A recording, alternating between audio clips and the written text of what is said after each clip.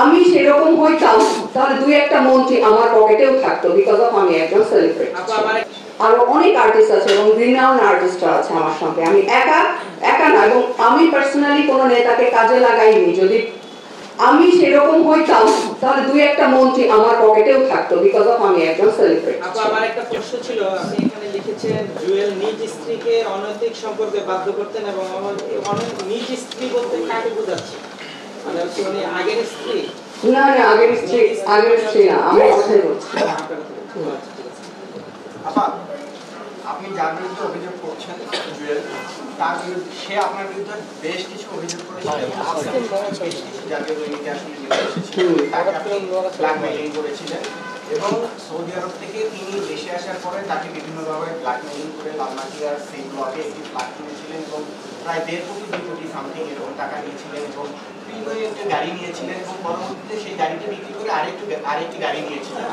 এই অভিযোগগুলো আপনার বিরুদ্ধে সে করেছিল, এবং বেশ কিছু জাতীয় গণমাধ্যমে আসলে নিউজগুলো হয়েছিল, বেশ কিছু না, সবগুলোতে হয়েছিল। এবং আপনার ছেলেকে প্রাইভেট বিশ্ববিদ্যালয়ে পড়ানোর কথা বলতো, আপনি হচ্ছে তার কাছে টাকা চেয়েছিলেন, এবং আপনি বলছেন যে প্রথম দফা দ্বিতীয় দফা ডিভোর্স হয়েছিল। এই সময় আপনি তাকে বলে আসলে যে দ্বিতীয়বার যখন আপনারা আসলে কানেক্ট হলেন, তখন আসলে আবারও দ্বিতীয় দফায় তার কাছ থেকে ব্ল্যাকমেইলিং করে 10 লাখের উপরে টাকা নিয়েছিলেন। আচ্ছা, প্রথমত আমার জুয়েলের সাথে পরিচয় হবার বেশ আগে, 2 থেকে 3-4 মাস আগে আমার ছেলেকে আমি ভর্তি করাই। জুয়েলের সাথে আমার পরিচয় হয় 2018 সালের সেপ্টেম্বর অক্টোবরের দিকে। তার আগে আমার ছেলেকে আমি ভর্তি করাই।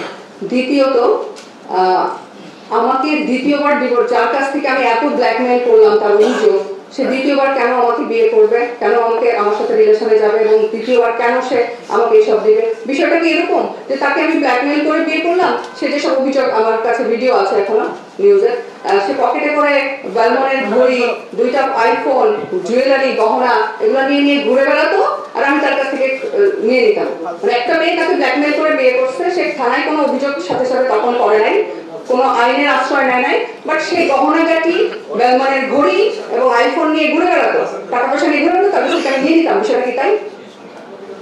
সেরকম আসলে তারপরে আপনি বাসায় তাকে নিয়ে জোরপূর্বক আটকে রেখে একটা তাকে আসলে অচেতন করে বেশ কিছু এরকম অভিযোগ আছে। ছবি নিয়েছিলেন, এই বিষয়ে কেন আমি কেন তাকে, প্রথমত আমি করি, আমাকে কেন তাকে এভাবে করতে হবে যে নিজেই আমাকে আমার পেছনে পড়ে আমাকে বিয়ে করছে, তাকে আমাকে এটা কেন করতে হবে? আর আমার লাইফে জুয়েলের থেকে বেটার অপরচুনিটি, বেটার প্রপোজাল কি ছিল না? আপনার কি মনে হয়?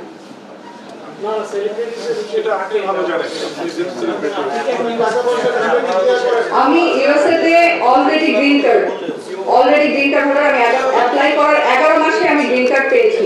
আমাদের দেশের সুপারস্টাররা যেভাবে গ্রিন কার্ড নিয়েছে আমেরিকাতে, শাকিব খান থেকে শুরু করে সবাই তাদের নিজের প্রোফাইলের উপর, নিজের যোগ্যতার উপর গ্রিন কার্ড পেয়েছে। আমি ঠিক সেম ভাবে, সেম ক্যাটাগরিতে গ্রিন কার্ড পেয়েছি। আমার একটা লাস্ট প্রশ্ন ছিল, আপনি কাজ শুরু করবেন?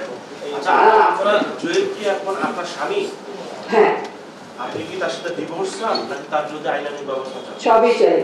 সেটা কবে করবেন? সেটা আমি যখন করব, আমার সময় অনুযায়ী আমি আপনাদেরকে জানাবো। এখন আপনি কি চাচ্ছেন আমাদের কাছ থেকে? এটা বলেন। আমি সত্যটা জানাতে এসেছি মানুষকে। আমি দায়বদ্ধতা, আমি আমার দর্শকের কাছে দায়বদ্ধতা থেকে, আমার পরিবারের কাছে, আমার সন্তানের কাছে দায়বদ্ধতা থেকে আমি সত্য জানাতে এসেছি। কারণ আমার ফ্যামিলি একটা মিথ্যাচারের মধ্যে কেন থাকবে? আমার সন্তানের মা একটা মিথ্যাচারের মধ্যে কেন থাকবে?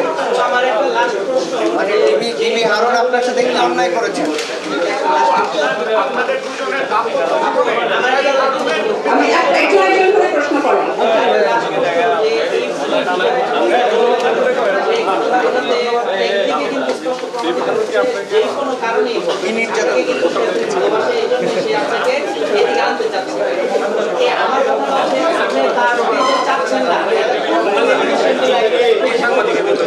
আচ্ছা, আপনি যদি এটাকে ভালোবাসা মনে করেন, সে তো আপনি বলছেন, মানে সেও তো যে ক্ষমতা ছিল, সে তো চাইলেই অনেকেই কাছে আনতে পারে। সেই দিক থেকে তো আপনি কি সে কাছে চাচ্ছেন, এবং আপনি চাচ্ছেন না কোন এলিগেশন? এত সহজ নাকি?